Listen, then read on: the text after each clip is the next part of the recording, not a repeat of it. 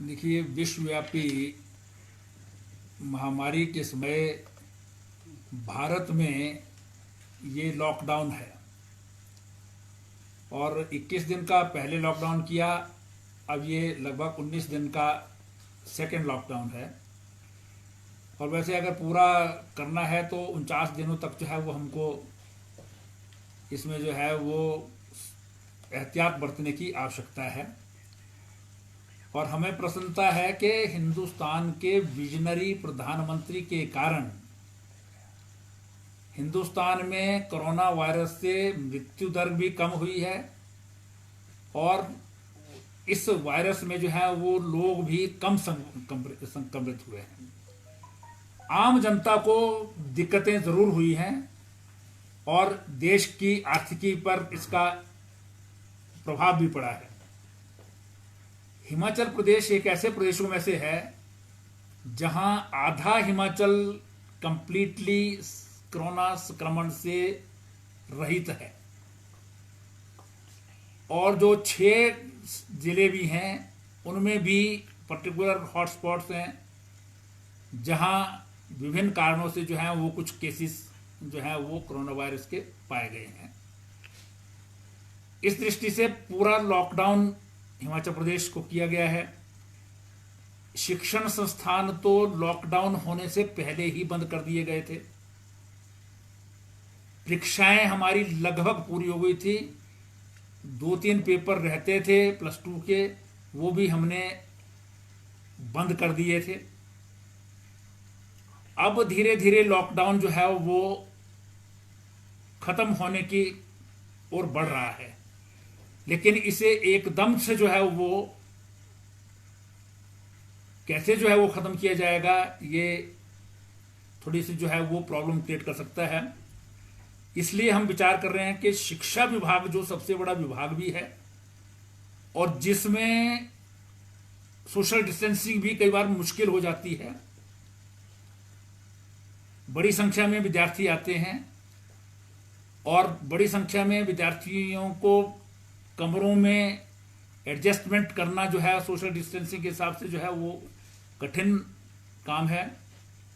इसलिए इसके लिए हम जो है वो एक बृहद जो है एग्जिट प्लान बनाने की सोच रहे हैं। हमने इसके लिए अपने विभाग के सभी अधिकारियों को, यूनिवर्सिटी के वाइस चांसलर को जो है बुलाया है। उनसे चर्चा करने के बाद माननीय मुख्यमंत्री जी से हम इस बारे में चर्चा करेंगे। इसमें एक हमारा जो है वो, क्योंकि पढ़ाई का नुकसान हुआ है, उसकी भरपाई करना मुश्किल होगा, तो क्या हम इसमें सिलेबस और शिक्षा कैलेंडर जो है वो उसको कर्टेल कर सकते हैं या हम एकेडमिक ईयर ही बढ़ा सकते हैं। दोनों ऑप्शन हैं इसमें। तीसरा ऑप्शन ये भी है कि हमारी जो ग्रीष्मकालीन स्कूल हैं उनमें अभी अवकाश होना है, तो क्या हम अवकाश को ही बढ़ा दें या एडवांस कर दें।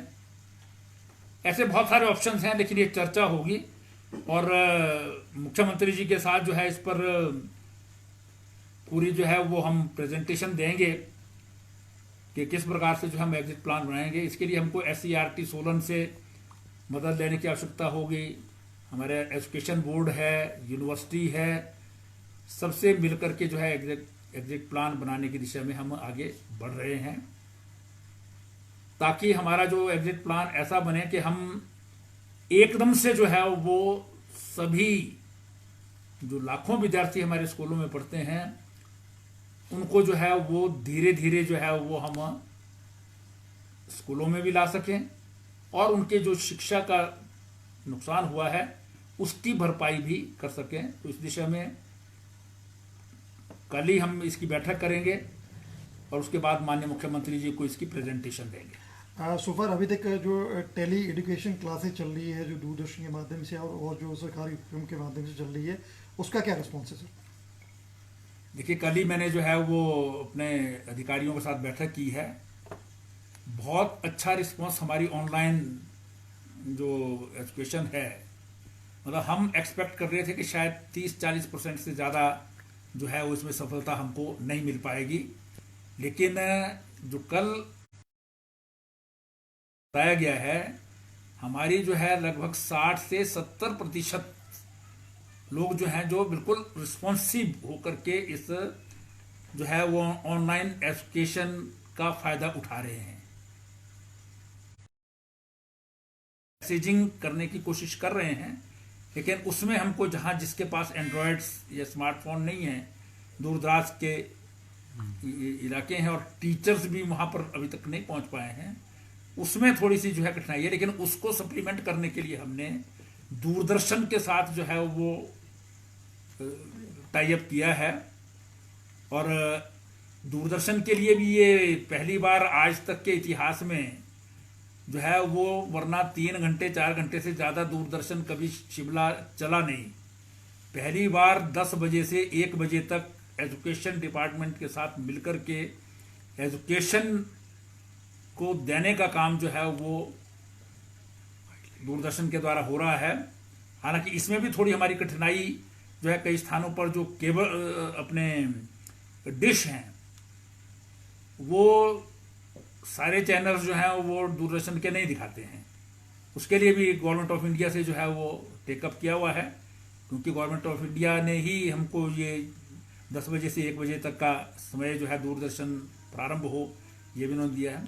इसके अलावा हम जो है वो रेडियो के साथ भी हमने जो है ऑल इंडिया रेडियो के साथ भी जो है टाई अप किया है। वो भी हमने एग्रीमेंट साइन करके जो है वो इनके प्रसार भारती को भेज दिया है और हमको के उसमें भी 1-2 दिन में जो है वो हमको रिस्पॉन्स मिलेगा। तो अगर दोनों चीज़ें ये हो जाएंगे तो हम समझते हैं कि हम जो अपना ऑनलाइन हमारा जो चल रहा है उसमें कुछ ना कुछ सप्लीमेंट जो है वो इनके कारण हो जाएगा। सर, अगर लॉकडाउन या कर्फ्यू हटता भी है तो उसके बाद भी एक खतरा रहेगा कि वायरस जो है वो स्प्रेड हो सकता है, चाहे देरी से हो या साल के अंत में हो। तो जो सोशल डिस्टेंसिंग का फॉर्मूला है, तो क्या स्कूल में उसको जो है वो उसको एक रेगुलर फीचर बनाया जाएगा, या मास्क जो है, सैनिटाइजर है, उसको लेकर व्यवस्था, अलग से व्यवस्था जो है वो शिक्षा विभाग करेगा? इस तरह की कोई विचार? देखिए, अभी तो हम जो है एग्जिट प्लान के ऊपर जो है विचार कर रहे हैं और निश्चित रूप से जो है वो कोई ऐसी व्यवस्था हो मास्क की या स्कूलों में डिस्टेंसिंग की। अब उसमें जो है वो कई स्थानों पर जहां स्ट्रेंथ ज्यादा है वहां हमको जो है विचार करना पड़ेगा। बहुत सारे स्कूलों में तो स्ट्रेंथ कम है, उनमें प्रॉब्लम शायद नहीं आएगी। लेकिन जहां स्ट्रेंथ थोड़ी ज्यादा है और अकोमोडेशन कम है, वहां पर जो है वो विचार करना पड़ेगा कि हम इसको किस रूप में जो है डिस्टेंसिंग जो है मेंटेन कर पाएंगे। इसीलिए हमको सिलेबस में और अपना जो एजुकेशनल कैलेंडर है उसमें जो है वो बदल करने की शायद आवश्यकता रहे, ताकि हम अगर सेशंस भी कम कर दें, पीरियड्स कम कर दें, तो उसमें जो है वो पूरा सिलेबस कवर हो सके और सोशल डिस्टेंसिंग भी मेंटेन हो सके। सर, एक लोग जो हैं प्राइवेट स्कूल जिस तरह से फीस को लेकर जो है क्वेश्चन बना पूछ रहे हैं, लगातार उसकी मांग कर रहे हैं कि इसको माफ कर सकते हैं या आगे डेफर कर सकते हैं, इस तरह की व्यवस्था की मांग कर रहे हैं। कोई ऑर्डर है सर इस तरह की? कुछ नहीं, ऐसा कोई ऑर्डर नहीं है। ऑर्डर आपके सामने, आपसे बात करने के बाद ही हुए हैं। हमने सिर्फ एक बात कहा है कि प्राइवेट, हमको क्वेरीज आ रही थी कि प्राइवेट स्कूल वाले जो हैं वो आजकल फीस डिमांड कर रहे हैं।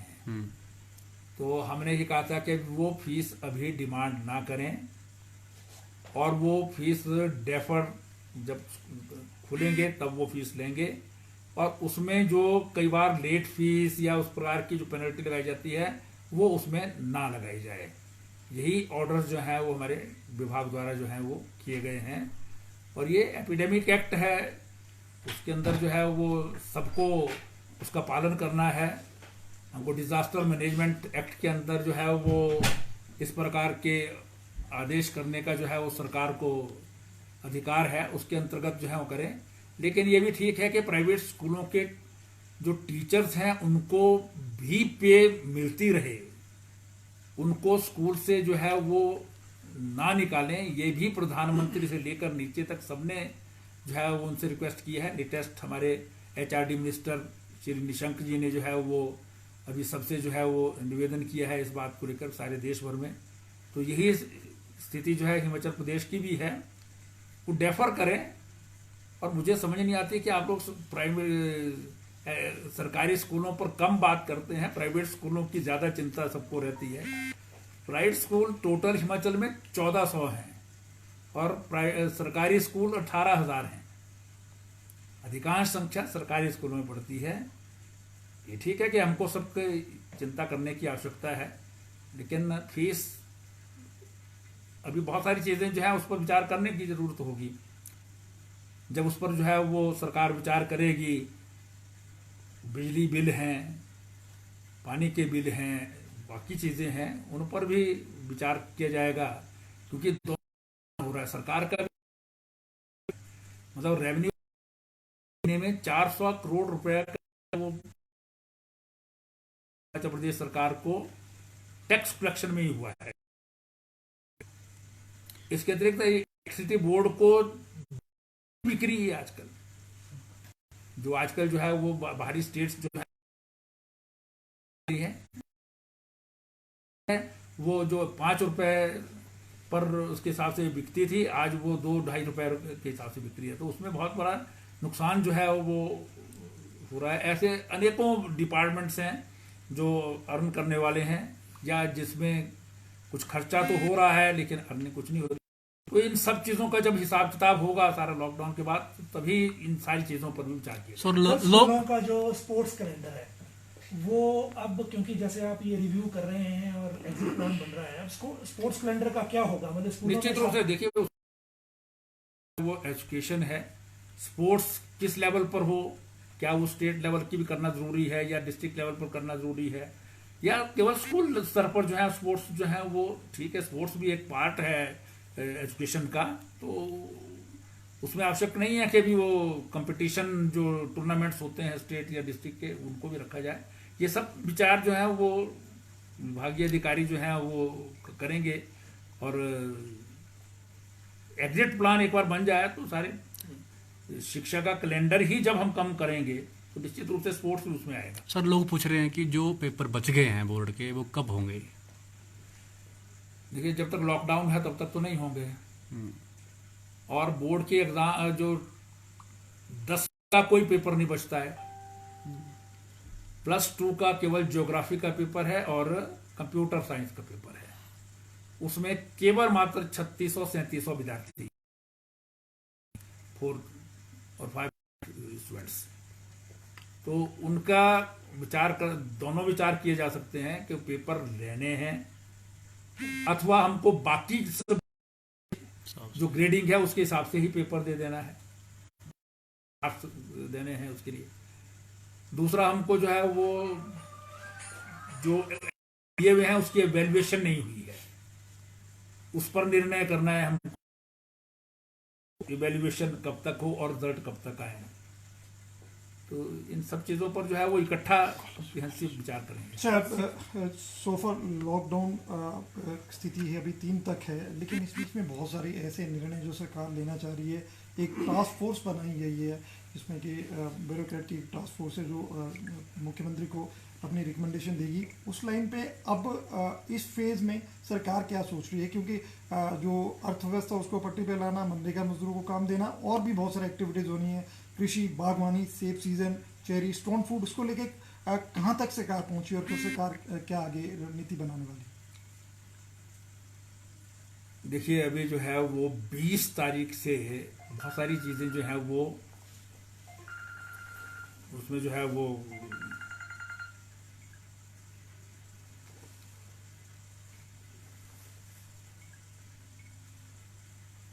मनरेगा है, आपका कुछ खनिज हैं जिसमें स्टोन क्रशर आ जाएंगे, ऐसे जो है वो आपके रिपेयर शॉप्स हैं जो मोबाइल चार्जिंग इत्यादि के लिए, और कुछ मोटर की शॉप्स हैं, या आपका पीडब्ल्यूडी का है, आईपीएच तो वैसे ही एसेंशियल सर्विस में आता है।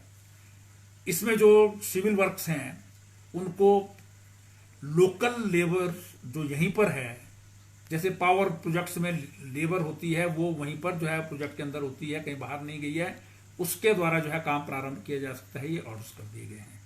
ऐसे ही टारिंग मेटलिंग के लिए भी जो है वो ऑर्डर्स जो है किए हैं कि लोकल लेबर के सहारे, मशीनरी के सहारे जो है ऐसे काम जो है वो प्रारंभ किए जा सकते हैं। धीरे धीरे इस लॉकडाउन को जो है वो एग्जिट प्लान कैसे हो, इस पर जो है तैयार हो रहा है। तो इन इकोनॉमिक एक्टिविटीज चलें, मजदूर जो अभी स्टैंडर्ड हैं उनको कुछ काम मिले।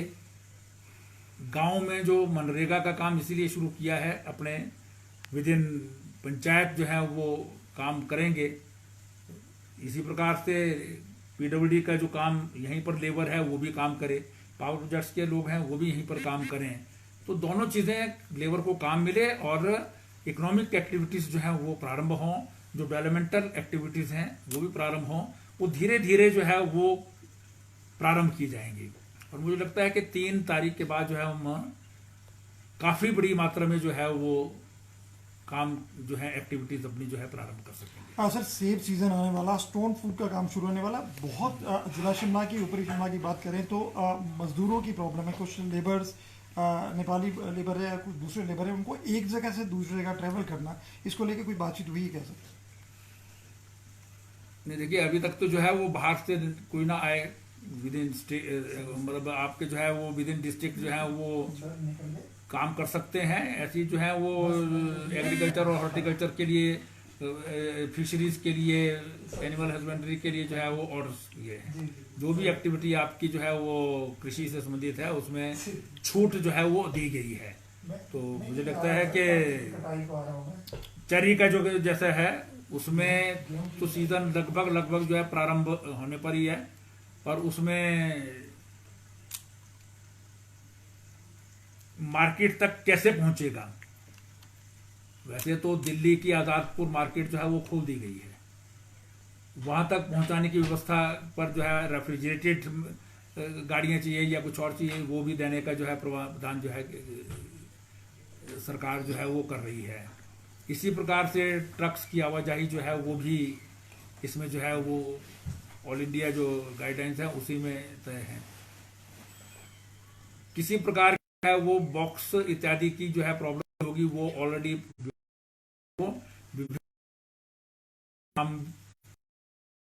वो प्रारंभ करें काम, उसके लिए जो है वो उनसे सेब सीजन जब आएगा, मार्केट जैसे जैसे खुली होंगी उस हिसाब से जो है वो काम होगा, क्योंकि अभी सेब सीजन थोड़ा लेट है और उससे पहले सरकार जो है इन सब चीजों को विचार कर कोशिश करें को लेकर। उसमें शिक्षा विभाग के भी काफी पद हैं, आवेदन हो चुके हैं। लॉकडाउन चलता रहा तो उसमें देरी भी हो सकती है परीक्षा में, परीक्षा उनकी जो है वो परीक्षा लेने में। तो क्या इसको लेकर शिक्षा विभाग कैसे करेगा, और जो शिक्षकों की कमियां रहेंगी उसको लेकर कैसे जो है? देखिए, हम उसको जो शिक्षा विभाग ने जो नोटिफाई किए हैं वो तो एज पर रूल्स जो है वो लोक सेवा आयोग या स्टाफ सिलेक्शन बोर्ड ही उसके इंटरव्यूज ले सकता है। तो जब लॉकडाउन खत्म होगा, एग्जाम्स शुरू होंगे, तब वो एग्जाम्स होंगे, उसी के जरिए जो है वो आएंगे। क्योंकि वैसे जो है वो अभी तक कोई भरने का जो है कोई प्रोसीजर है नहीं। ठीक है सर।